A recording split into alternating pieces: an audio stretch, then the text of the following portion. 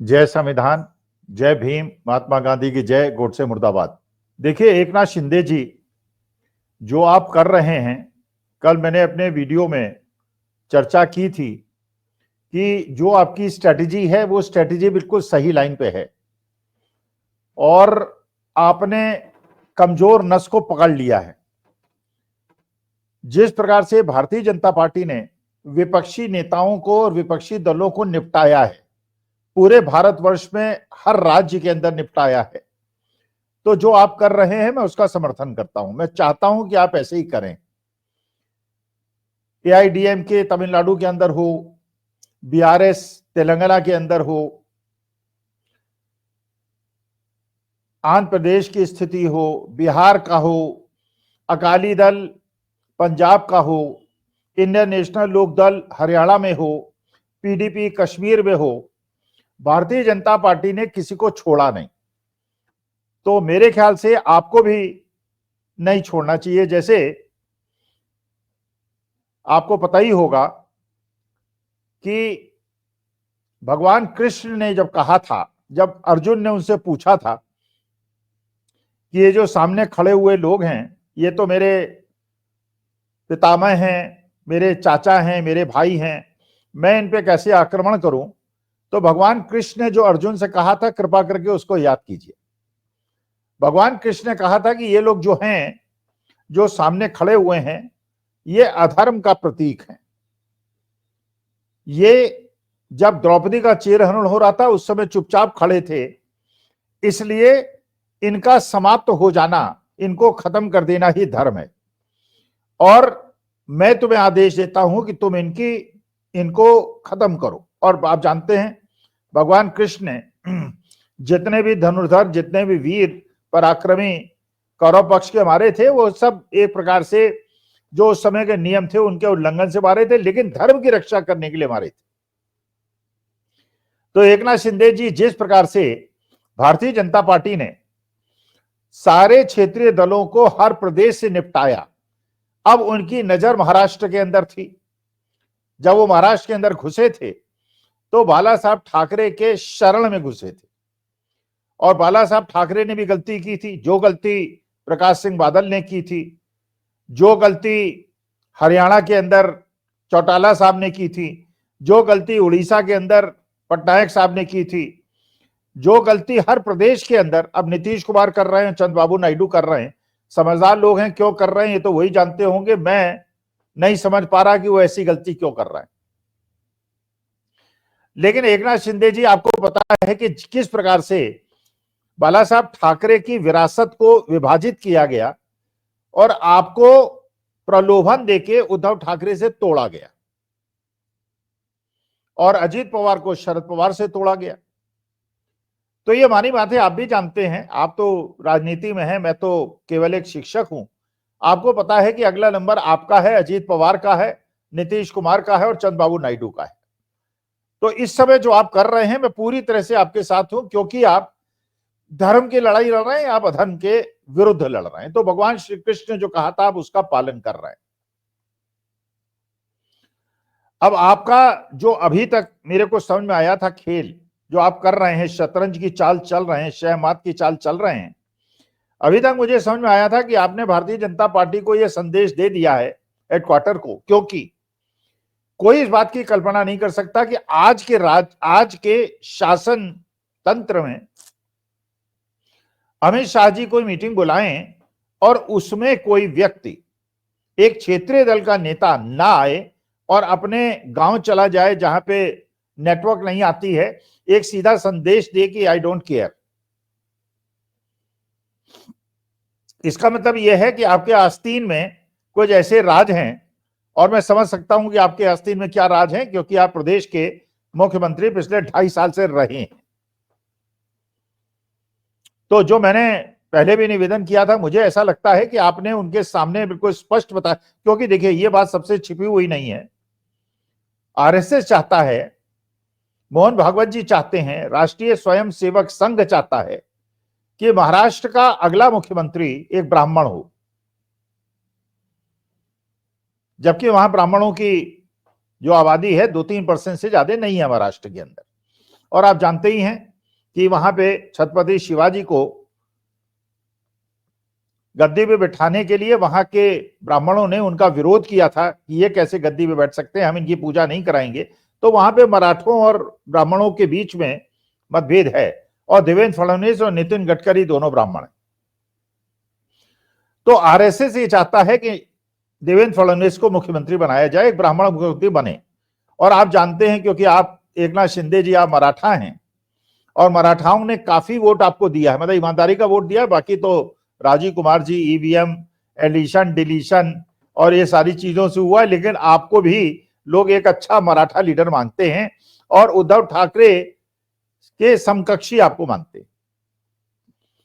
तो ये भी बात आपकी बिल्कुल सही है कि ब्राह्मण मुख्यमंत्री के बजाय वहां एक मराठा या ओबीसी मुख्यमंत्री होना चाहिए। मैं आपसे शिंदे साहब एक निवेदन करना चाहता हूं। वैसे मैं राजनीतिक व्यक्ति नहीं हूं, मैं तो एक अध्यापक हूं और न मेरा राजनीतिक लोगों से ज्यादा संपर्क है। वृद्ध हूं, घर में रहता हूं, ज्यादा संपर्क करता हूं लोगों से। लेकिन अगर आप चाहें और मेरी राय लेना चाहें और मेरी वीडियो अगर आप तक पहुंचे,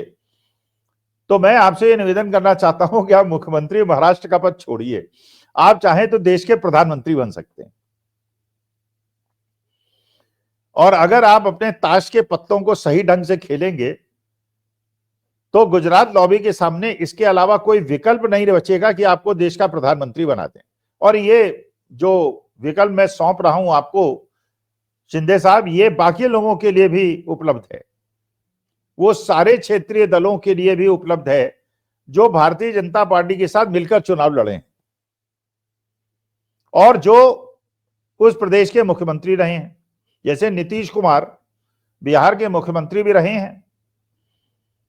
और भारतीय जनता पार्टी उनके सहयोगी दल है, जैसे आपके साथ अजीत पवार और भारतीय जनता पार्टी सहयोगी दल। लेकिन सत्ता में नीतीश कुमार रहे हैं और महाराष्ट्र में आप रहे। और भारतीय जनता पार्टी का मात्र एक उद्देश्य था महाविकास अघाड़ी की सरकार को गिराने का। एक तो उद्देश्य था कि अडानी जी को वहां के सारी भू संपत्ति दे दी जाए, लेकिन इससे ज्यादा इंपॉर्टेंट ये था कि जहां पे जिसका पास प्रशासन होगा वो जीत लेगा, वो ईवीएम और मैनिपुलेशन और दबाव की राजनीति कर लेगा। आपने देखा कि झारखंड के अंदर जेएमएम कांग्रेस जीती क्योंकि वहां जेएमएम की सरकार थी। बंगाल के अंदर सारी सीटें जो बाई पोल्स हुए उसमें ममता बनर्जी जीती क्योंकि वहां ममता बनर्जी की सरकार थी, प्रशासन उनके हाथ में था। हाँ, कर्नाटका एक अपवाद था, हिमाचल प्रदेश एक अपवाद था जहां भारतीय जनता पार्टी की सरकार थी, इसके बावजूद वहां कांग्रेस जीती। तेलंगाना में भी कांग्रेस विपक्ष में थी लेकिन तीसरे नंबर की पार्टी एक नंबर की पार्टी बन गई, वहां पे भी अपवाद था। लेकिन मुख्य तौर पर प्रशासन को अपने हाथ में करने के लिए आपने बिहार में नीतीश कुमार को तेजस्वी यादव से अलग किया और उद्धव ठाकरे से एकनाथ शिंदे जी आपको महाराष्ट्र में अलग किया, अजीत पवार को शरद पवार से अलग। लेकिन अब बाजी आपके हाथ पे है क्योंकि नीतीश कुमार और आपको यह पता है कि ये जो चुनाव हुए हैं, लोकसभा के हुए हैं और विधानसभा के हुए हैं, इनमें कहां कहां हेरफेर हुई है और कैसे कैसे हुई है। क्योंकि देखिए, महाराष्ट्र के जो अधिकारी हैं, पुलिस अधिकारी हैं या प्रशासनिक अधिकारी, वो भी ये जानते हैं कि ये इनके प्रकार अगर भारतीय जनता पार्टी वहां पे घुस भी गई है, लेकिन शरद पवार, उद्धव ठाकरे और एकनाथ शिंदे, अजीत पवार को इग्नोर करना उनके लिए बड़ा मुश्किल है।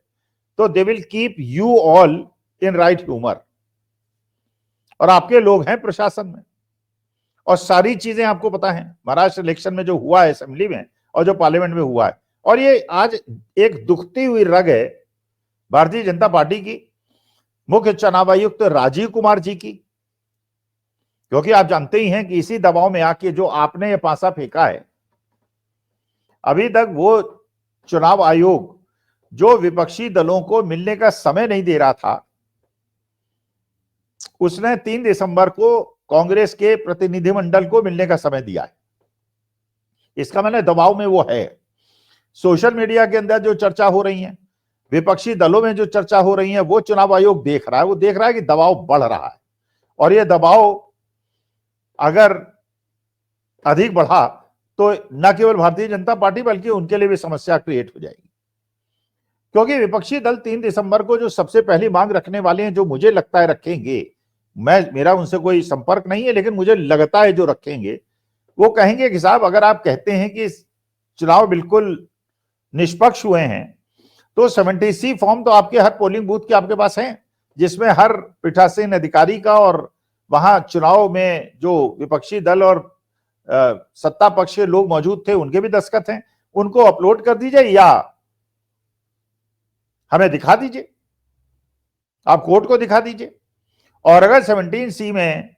जो वोट पड़े हैं उनसे वोट कम गिने गए हैं, ज्यादा गिने गए हैं, तो आप दोषी हैं, नहीं तो आप दोषी नहीं है। ये बात तो जरूर कहेंगे। फिर ये भी कहेंगे कि साहब ये जो बातें हो रही हैं कि आपने रात को 11:30 बजे एक वोट परसेंटेज बताया, फिर अगले दिन शाम को एक बढ़ा के बताया, फिर और बढ़ा के बताया, लोकसभा में तो 6-6, 7-7 दिन तक आप बढ़ाते चले गए, ये कैसे संभव है? ये भी वो आपसे पूछेंगे चुनाव आयुक्त महोदय से, जो कांग्रेस के प्रतिनिधिमंडल वाले जाएंगे, कि क्या जो मदर यूनिट है उसको बदल दिया गया है, तभी 99% बैटरी चार्ज मिली है। और वीवीपैट से ईवीएम को जो जोड़ने का नया प्रपंच शुरू किया, और वीवीपैट और ईवीएम के बीच के मिलान के लिए अगर आप उसको स्वीकार नहीं करते हैं, और जितने वोट 17C से पड़े उतने ही वोट गिने गए कि नहीं गए, इसकी भी जांच पड़ताल नहीं करते हैं, तो इसका मतलब कांग्रेस का प्रतिनिधिमंडल तो आपको दबोच लेगा। फिर आप क्या जवाब देंगे? लेकिन चलिए, सबसे बड़ी बात यह है एकनाथ शिंदे जी और नीतीश कुमार जी, आपके पास एक ट्रम्प कार्ड है आज की तारीख में। आपको सब पता है लोकसभा और विधानसभा में क्या हेराफेरी हुई है, कहां नाम काटे गए हैं, कहां जोड़े गए हैं, किनके जोड़े गए हैं, कहां काटे गए हैं। और यही आपकी बार्गेनिंग पावर है, जो आपको न मुख्यमंत्री उत्तर महाराष्ट्र का बल्कि देश का प्रधानमंत्री बनाने का भी एक मौका देता है। और इस तरीके से जो गुजरात लॉबी ने महाराष्ट्र की सारी इंडस्ट्रीज को गुजरात भेज दिया है, और महाराष्ट्र के अंदर एक इस बारे में उबाल है, इसके बावजूद ईवीएम और चुनाव आयोग और ये डिलीशन और एडिशन की वजह से जो सफलता मिली है, उसके सारे राज एकनाथ शिंदे जी, अजीत पवार जी आपको पता है। तो जिस प्रकार से भारतीय जनता पार्टी ने सारे प्रदेशों में क्षेत्रीय दल को निपटाया है, अगर आप इस समय अपने कार्ड्स को अच्छी तरह से रखते हैं, तो आप कह सकते हैं कि 3 तारीख को जब कांग्रेस का प्रतिनिधिमंडल चुनाव आयोग से मिलेगा जाके, तो एकनाथ शिंदे भी जाके मिल सकते हैं और प्रूफ दिखा सकते हैं क्या क्या हेरा फेरी हुई, और उसमें एमनेस्टी उनको मिल जाएगी, उनको माफी मिल जाएगी, क्योंकि वो चुनावी प्रक्रिया को ट्रांसपेरेंट बनाने के लिए, इसके बावजूद कि वो भी उसमें संलिप्त थे, उनको माफी मिल जाएगी, कोर्ट उनको माफी दे देगा अगर वो अपील करेंगे। लेकिन उससे क्या होगा कि आपके पास एकनाथ शिंदे जी और नीतीश कुमार जी दोनों के पास देश का प्रधानमंत्री बनने का मौका है, प्रूफ आपके पास है, संख्या आपके पास है, क्योंकि नीतीश कुमार के member of parliaments, Chandrababu Naidu के मेंबर ऑफ पार्लियामेंट्स और एकनाथ शिंदे के मेंबर ऑफ पार्लियामेंट्स, ये तीनों मिलकर डिसाइड कर सकते हैं कि अगर ये इधर रहे तो मोदी जी प्रधानमंत्री हैं, और उधर रहे तो ये खुद प्रधानमंत्री बन सकते हैं। तो मैं केवल आपको एक राय दे रहा हूं कि जो दांव आपने खेला है, और उस गांव के अंदर आप चले गए जहां इंटरनेट फैसिलिटीज नहीं है, इस दांव को थोड़ा आगे बढ़ के अगर आप खेलें और ये बार्गेनिंग कर दें दोनों तरफ से, एनडीए की तरफ से भी और इंडिया गठबंधन की तरफ से, कि भाई मैं 3 तारीख को कांग्रेस प्रतिनिधिमंडल के साथ जाने को तैयार हूं, प्रूफ देने को तैयार हूं कि बेईमानी कहां कहां हुई है। उसके पहले अगर भारतीय जनता पार्टी आपको देश का प्रधानमंत्री बनाते हैं तो इधर बैठ जाइए, और नहीं बनाते हैं तो कांग्रेस प्रतिनिधिमंडल के साथ जाके मुख्य चुनाव आयुक्त से मिलिए और इंडिया गठबंधन के प्रधानमंत्री बन जाइए। मुझे लगता है आज के मौके में जिस प्रकार का कुशासन चल रहा है और जिस प्रकार का तंत्र चल रहा है, जहां हर जगह राष्ट्रीय स्वयंसेवक संघ का कब्जा हर जगह होता चला जा रहा है, तो एकनाथ शिंदे जी महाराष्ट्र की मर्यादा को बचाने के लिए और छत्रपति शिवाजी महाराज की प्रेरणा लेते हुए अगर आप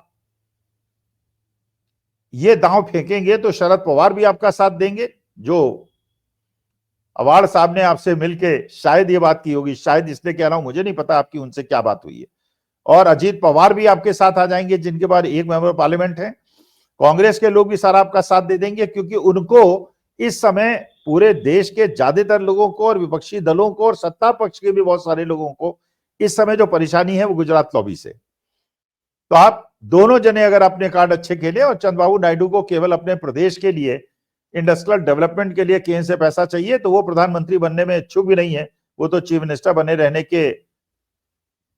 बारे में ज्यादा सोच रहे हैं। तो नीतीश कुमार और एकनाथ शिंदे आपस में बात कर लीजिए, इधर इंडिया गठबंधन से बात कर लीजिए, उधर मोदी जी और शाह जी से बात कर लीजिए, और जिधर आपको दोनों तरफ से मौका मिलता है देश का प्रधानमंत्री बन जाइए। हम आपके साथ रहेंगे, इसलिए कि देश के लोकतंत्र और संविधान को बचाने के लिए और महाराष्ट्र में एक ऐसी सरकार बनाने के लिए जो अडानी जी को वहां हर चीज में कब्जा करने से रोक सके, हम आपके साथ होंगे। नमस्कार, धन्यवाद और प्रणाम।